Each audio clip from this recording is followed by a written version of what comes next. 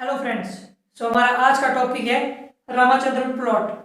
Friends, एक बहुत ही important और इंटरेस्टिंग टॉपिक है और मैं इस टॉपिक को इस तरह से स्टडी कराऊंगा ताकि I can confidently say that if you will watch complete video then you can solve any kind of question from this video. So let's start. Ramachandran plot को पढ़ने से पहले आपको एक डायहेड्रल एंगल का पता होना चाहिए और डायहेड्रल एंगल को जानने के लिए आपको पेप्टाइड बॉन्ड का पता होना चाहिए। और पेप्टाइड बॉन्ड जो दो एमिनो एसिड के रेसिड्यू के बीच बनता है वो चीज मैं पहले भी आपको बता चुका हूँ इससे प्रीवियस वाली वीडियो में कि कैसे पेप्टाइड बॉन्ड बनता है। बट एनीवे मैं आपको यहाँ दिखाता हूँ। ये एक एमिनो एसिड रेसिड्यू है और दूसरा एमिनो एसिड रेसिड्यू है। इनके बीच यहाँ पे एक पेप्टाइड बॉन्ड बना हुआ है जिसको बोलते हैं पेप्टाइड बॉन्ड। ठीक है फ्रेंड्स। और जो यहाँ पे ये C और C के बीच बॉन्ड होता है इसको बोलते हैं हम साई बॉन्ड। और जो N और C के बीच बॉन्ड होता है इसको बोलते हैं हम फाई बॉन्ड। और इन साई और फाई बॉन्ड को ही हम डायहाइड्रल एंगल कहते हैं। ओके, अब मैं आपको एक चीज और बताना चाहूंगा कि जो यहाँ पे ये पेप्टाइड बॉन्ड है ये पार्शियली डबल बॉन्ड कैरेक्टर का होता है। कैसा होता है? Partially double bond. वो क्यों होता है एक चीज मैं आपको डिटेल में बताता हूं। देखो यहाँ पे इसके लिए आपको थोड़ा केमिस्ट्री की नॉलेज होनी बहुत जरूरी है। जैसे कि अगर आपको पता होगा कि नाइट्रोजन के पास 5 बैलेंस इलेक्ट्रॉन होते हैं। Out of 5 balance electron 3 electrons are involve in making hydrogen making bond with the carbon या hydrogen and rest of 2 electrons कैसे रहते हैं? इलेक्ट्रॉन फ्री रहते हैं। और फ्री इलेक्ट्रॉन मतलब कि एक्साइटेड स्टेट में ज्यादा रहेंगे। अगर ये एक्साइटेड स्टेट में रहेंगे फिर ये भी चाहेगी कि हमने भी एक बॉन्ड बनाना है किसी ना किसी पेयर के साथ या किसी ना किसी ग्रुप के साथ। तो जो ये 2 इलेक्ट्रॉन है ये क्या करते हैं कि यहाँ पे इस तरह से पार्शियली डबल बॉन्ड बनाता है। बट यहाँ पे क्या होता है कि जो एक कार्बन है ना, कार्बन बोलता है कि मेरे जो जितनी मेरी बैलेंसी है वो तो फुलफिल है, मैं तो ये बॉन्ड नहीं बना सकता। फिर यहाँ पे ऑक्सीजन बोलता है कि जो ये बॉन्ड है ये इलेक्ट्रॉन मेरे को वापस दे दे और यहाँ पे और नेगेटिव चार्ज हो जाता है। फिर क्या होता है कि कार्बन के पास जो एक एक्स्ट्रा बॉन्ड बन सकता है। इसलिए यहाँ पे 2 इलेक्ट्रॉन जो एक बॉन्ड बनाता है इसलिए हमने इसको कहा पार्शियली डबल बॉन्ड और इसको रेजोनेंस भी कहते हैं हम।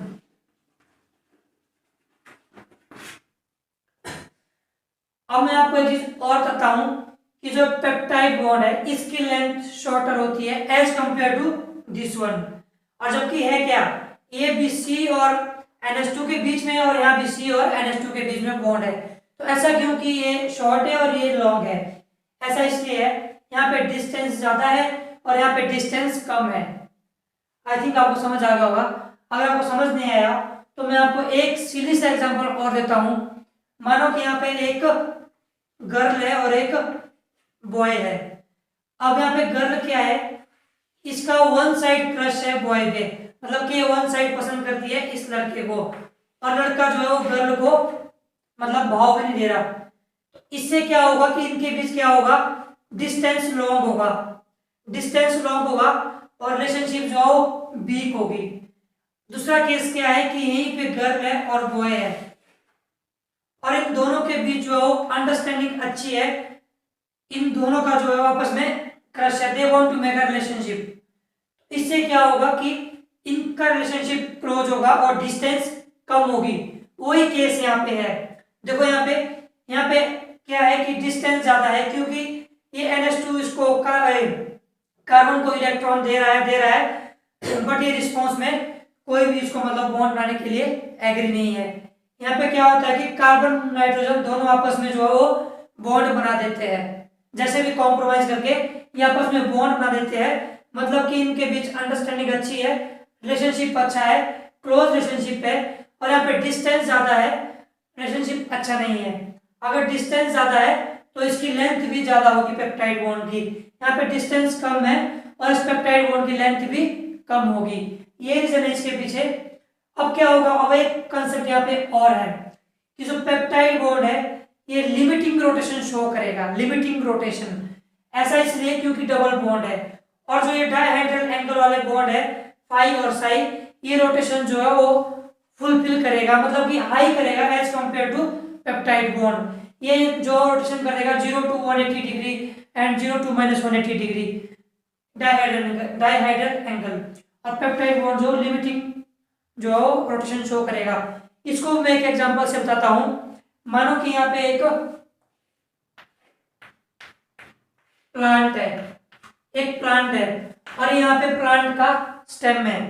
अब आपने क्या किया है कि इस स्टेम को एक हैंड से होल्ड किया है, होल्ड किया, और आप इस स्टेम के अराउंड जो रोटेट हो रहे हो, रोटेट कर रहे हो, तो आप जो है इजिली रोटेट कर सकते हो।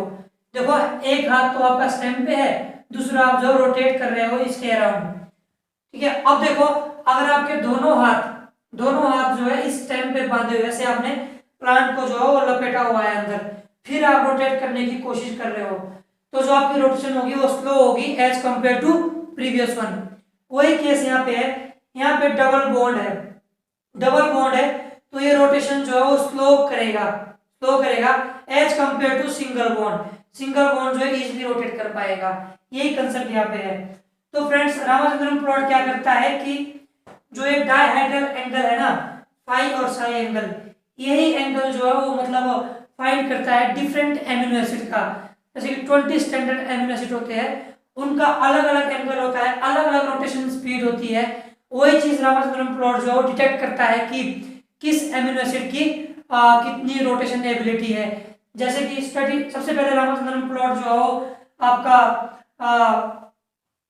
एल एमिनो एसिड एलानिन पे बनाया गया था। उसमें जो है एलानिन की रोटेशन चेक की गई थी, बट मैं आपको ओवरव्यू बताता हूँ, मतलब डिटेल में बता दूंगा पूरे प्रोटीन्स का नेक्स्ट स्लाइड में। सो रामाचंद्रन ने इस तरह से एक प्लॉट बनाया था। उसमें उन्होंने देखा था कि सबसे पहले alpha L alanine amino acid के लिए प्लॉट बनाया था। उस प्लॉट से हम जो सभी एमिनो एसिड का डायहाइड्रल एंगल पता कर सकते हैं। माइंड द लैंग्वेज, जो रामाचंद्रन प्लॉट है ये ओनली डायहाइड्रल एंगल बताता है, कभी भी ना तो प्रोटीन स्ट्रक्चर बताएगा और ना ही प्रोटीन का अमाउंट बताएगा, ये ओनली डायहाइड्रल एंगल बताता है, ठीक है। तो देखना कि यहाँ पे देखो जो ये एक्स एक्सिस है यहाँ पे इसने फाई एंगल ड्रॉ किया था, और जो वाई एक्सिस है यहाँ पे साई एंगल ड्रॉ किया था, और ऐसे 4 क्वाड्रेंट बनाए थे। क्वाड्रेंट 1 आप देख सकते हैं यहाँ पे, ये भी 0 है, 0 से ऊपर प्लस 180 तक ये रोटेट कर सकता है, और यहाँ पे -180 तक ये रोटेट कर सकता है। देखो मैंने आपको पहले ही बताया था कि जो डायहाइड्रल एंगल है ये रोटेट कर सकते हैं +180 और -180 डिग्री तक। और जो पेप्टाइड बॉन्ड था जो वो क्या था, पार्शियली डबल बॉन्ड कैरेक्टर था वो, तो ज्यादा रोटेशन जो नहीं करता, वो लिमिटिंग रोटेशन करता है, इसलिए यहाँ पे फाई और साई दिखाया गया है, मतलब कि डायहाइड्रल एंगल की रोटेशन दिखाई है। आप देख रहे हो यहाँ पे, यहाँ से ऊपर क्या है कि जो साई है ये पॉजिटिव है और फाई नेगेटिव है, ऐसे आप देख पा रहे हो। यहाँ पे यहाँ से नीचे क्या है, जो आपका साई है ये नेगेटिव है, फाई पॉजिटिव है, वैसे ही केस में वहां पे है। अब देखना यहाँ पे, जो यहाँ पे right handed alpha helical structure में दिखाया हुआ है क्वाड्रेंट थर्ड में, lower left right handed alpha helix, मतलब कि जितने भी अल्फा एल एमिनो एसिड है वो इस क्वाड्रेंट में पाए जाते हैं, और जो डी एमिनो एसिड्स है वो आपके लेफ्ट हैंडेड अल्फा हेलिक्स में पाए जाते हैं, मतलब कि राइट साइड अपर राइट, ठीक है। और जो बीटा शीट्स है पैरेलल और एंटी पैरेलल टाइप, वो आपके क्वाड्रेंट 1 में पाए जाते हैं। ये सब जो डायहाइड्रल एंगल जो है इस चीज में देखे जाते हैं, और इससे जो डायरेक्ट क्वेश्चन पूछे जाते हैं नीट जैसे एग्जाम में, वो पूछा जाता है कि भाई रामाचंद्रन प्लॉट में सबसे ज्यादा अमाउंट किस एमिनो एसिड का पाया जाता है, वो किसका पाया जाता है, ग्लाइसिन का। ऐसा क्यों, क्योंकि ग्लाइसिन का जो स्ट्रक्चर है वो बहुत ही सिंपलेस्ट है, इसके डायहाइड्रल एंगल बहुत ही सिंपल बनेंगे, पेप्टाइड बॉन्ड भी इनका बहुत ही सिंपल बनेगा, मतलब कि कॉम्पैक्ट नहीं है, बहुत ही सिंपलेस्ट है, इसलिए रामाचंद्रन के हर एक प्लॉट में ही मतलब मैक्सिमम प्लॉट में पाया जाता है। और सबसे कम लीस्ट अमाउंट कौन से एमिनो एसिड का पाया जाता है, वो है आपका प्रोलीन,